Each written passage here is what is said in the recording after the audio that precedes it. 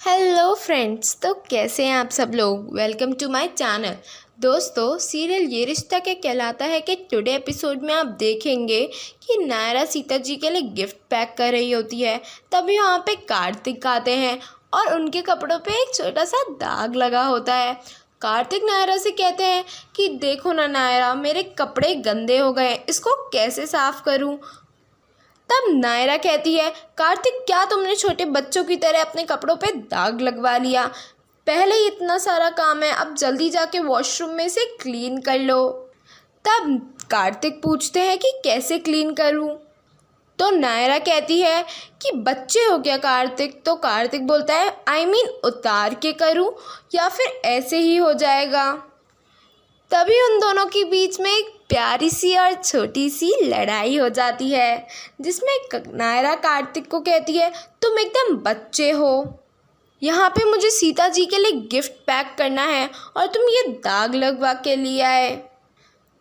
तब नायरा कार्तिक को अपनी शेरवानी उतारने के लिए बोलती है और कार्तिक शेरवानी उतार के उन्हें दे देते हैं।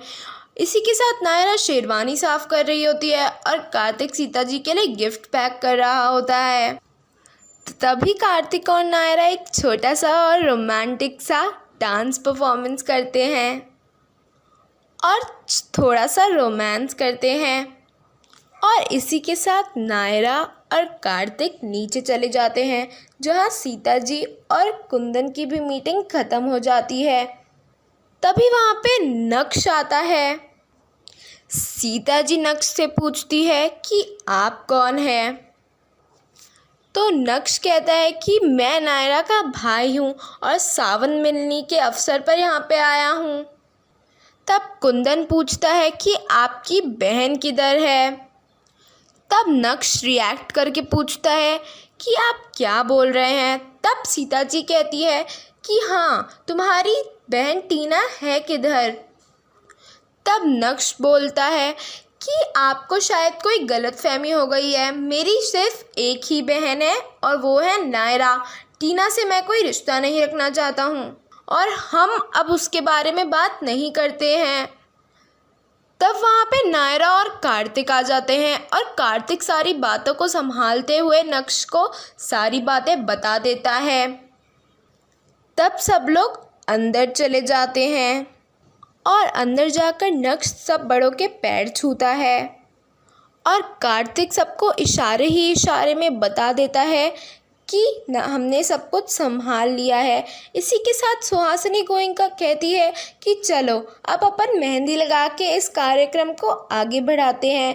और सीता जी कहती है कि हाँ, हमें अभी तो नायरा का नृत्य भी देखना है, उस दिन तो सिर्फ एक छोटी सी झलक देखी थी। तब सब लोग सोच में पड़ जाते हैं और परेशान हो जाते हैं, क्योंकि नायरा के पैर में चोट लगी होती है।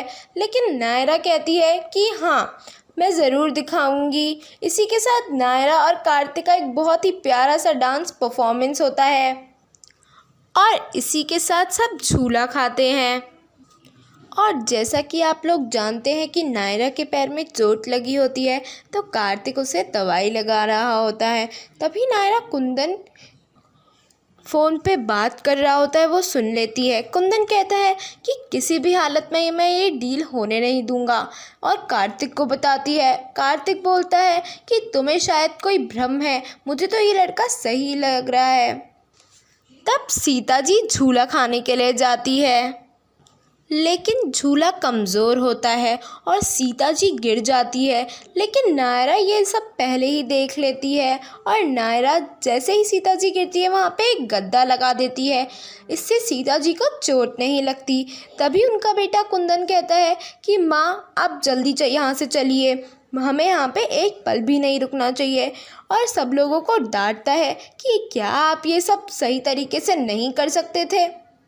माँ की हड्डियाँ कमज़ोर है, माँ का इलाज चल रहा है, अगर छोटी सी भी चोट आ जाए तो बिस्तर पर आ जाती है माँ।